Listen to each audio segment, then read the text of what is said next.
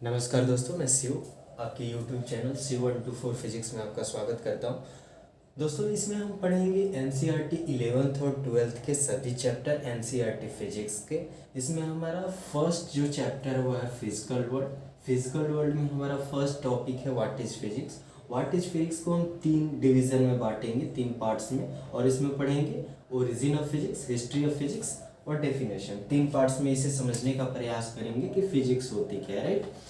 Physics पढ़ने से पहले हम साइंस के बारे में कुछ जान लेते हैं, क्योंकि साइंस का पार्ट ही फिजिक्स है, राइट।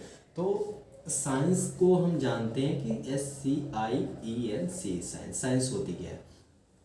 तो दोस्तों, मानव जाति जब पृथ्वी पे आया तो अपने आसपास चीज़ों को सोचने, समझने और अध्ययन करने में रुचि जगाई उसने, और इसी के दौरान साइंस शब्द की उत्पत्ति हुई, साइंस ब्रांच की उत्पत्ति हुई और साइंस हमने पढ़ना आरंभ किया, राइट। तो साइंस जो है उसकी उत्पत्ति एक ग्रीक वर्ड आता है scientia, scientia, right. Greek word आता है एक साइंसिया, साइंसिया ग्रीक वर्ड से शुरुआत हुई, साइंस की उत्पत्ति हुई, ओरिजिनेटेड हुई, राइट। इसे अरबिक वर्ड में इल्म कहते हैं, इल्म भी कहते हैं, और इसे हिंदी या संस्कृत में कहते हैं विज्ञान। इसको एक इंग्लिश में वर्ड के नाम से जानते हैं knowledge.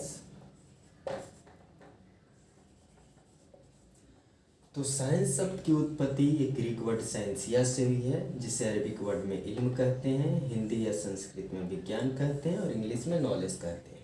Science is originated from a Greek word scientia that means in Arabic word इल्म, इन हिंदी ऑब्लिक संस्कृत विज्ञान and in English knowledge.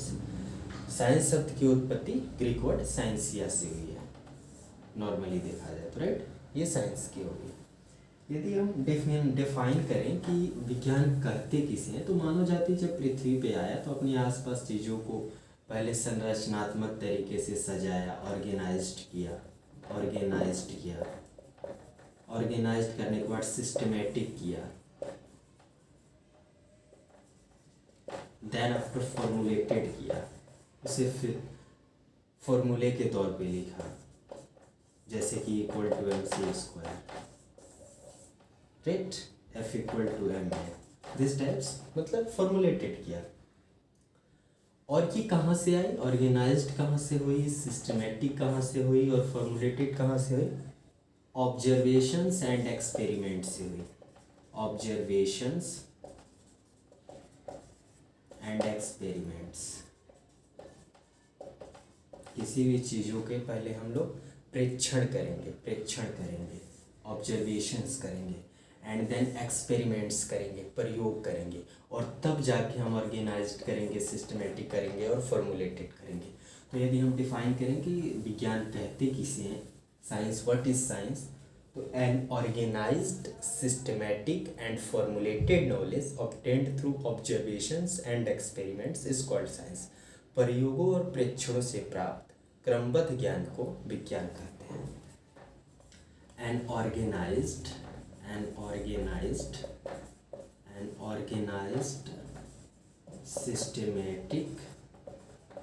systematic and formulated knowledge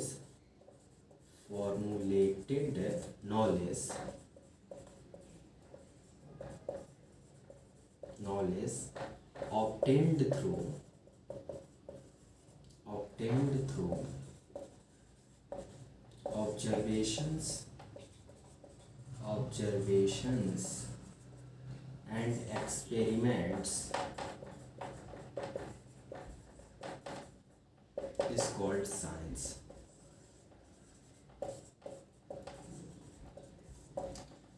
An organized, systematic and formulated knowledge obtained through observations and experiments is called science. संरचनात्मक, systematic ढंग से formulated ज्ञान को विज्ञान कहते हैं। कैसा होना चाहिए वो? ऑब्जर्वेशंस और एक्सपेरिमेंट, जो प्रयोगों और प्रेक्षणों से प्राप्त हो, फॉर्मुलेटेड नॉलेज हो, संरचनात्मक हो और ऑर्गेनाइज्ड हो, उसे हम विज्ञान कहते हैं, राइट। ये हमारा डेफिनेशन हो गया, विज्ञान कहते हैं किसे, राइट। अब जो ये साइंस है इनको बहुत सारे इनके पार्ट्स होते हैं, बहुत सारे, जैसे कि फिजिक्स जो हम पढ़ेंगे, chemistry, maths, biology, it right, different parts होते हैं राइट। तो इसमें हमारे एक मेजर पार्ट्स होता है, इसके ब्रांच होते हैं फिजिक्स राइट। तो फिजिक्स हम यहाँ पढ़ेंगे। फिजिक्स हमारा जो है physics 11th chapter NCERT, first chapter physical world.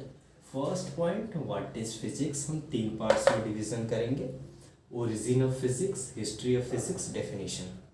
पहले ओरिजिन पे हम बात करते हैं राइट।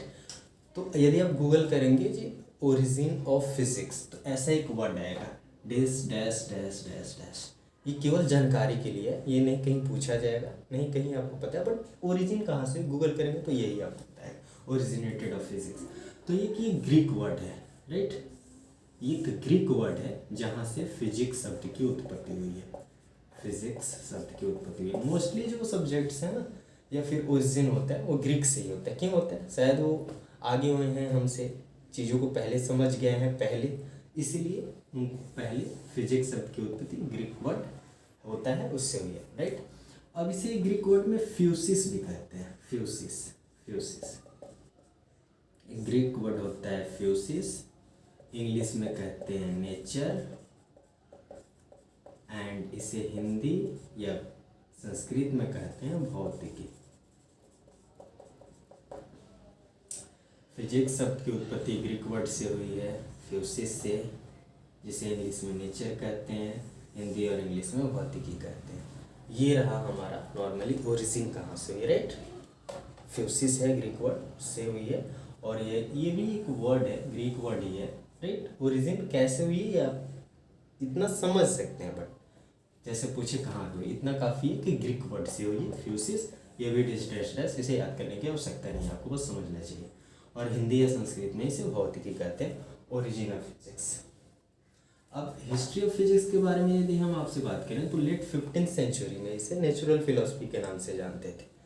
लेट 15th सेंचुरी में, लेट 15th सेंचुरी, लेट मतलब 15th सेंचुरी के अंत तक या फिर काफ़ी समय तक, लेट 15th सेंचुरी में तक physics known as natural philosophy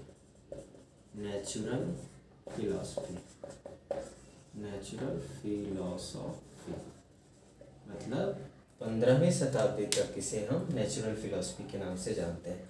अब बात करते हैं हिस्ट्री ऑफ फिजिक्स। तो मानव जाति जब से आया, चीज़ों को अध्ययन किया, संरचनात्मक तरीके से सजाया, पढ़ा, अध्ययन किया, फॉर्मुलेटेड किया, ऑर्गेनाइज्ड किया, साइंस शब्द की उत्पत्ति हुई। उसी में से ब्रांच हमारा आया फिजिक्स।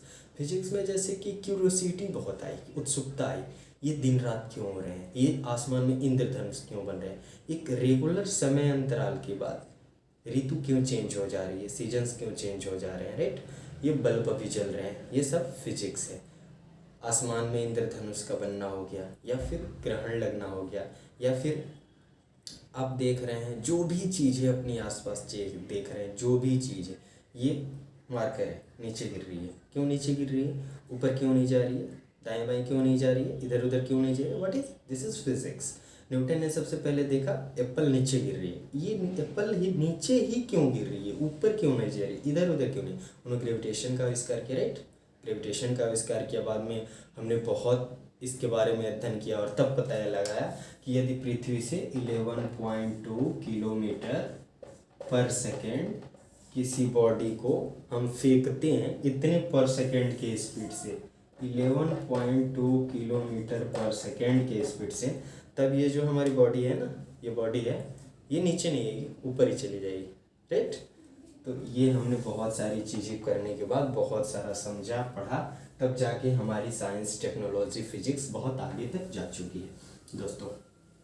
तो ये हमारी हिस्ट्री है, हर एक चीज़ में फिजिक्स है राइट। तो हमने ओरिजिन के बारे में जान लिया, हिस्ट्री ऑफ फिजिक्स के बारे में जान लिया। अब डेफिनेशन क्या है, देखिए सबसे पहले मैं बता देता हूँ, एग्जैक्ट और करेक्ट डेफिनेशन फिजिक्स की पॉसिबल नहीं है, बट समझने के लिए हम बता सकते हैं। आसपास की चीज़ों का अध्ययन करते हैं तो the study of nature and natural phenomena is called physics. The study of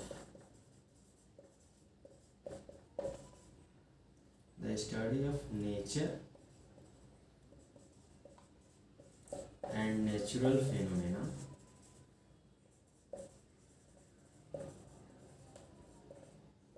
is called physics.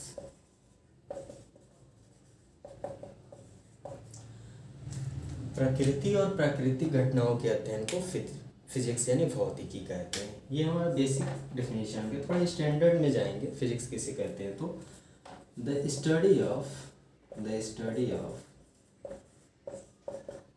Matter and energy in space and time,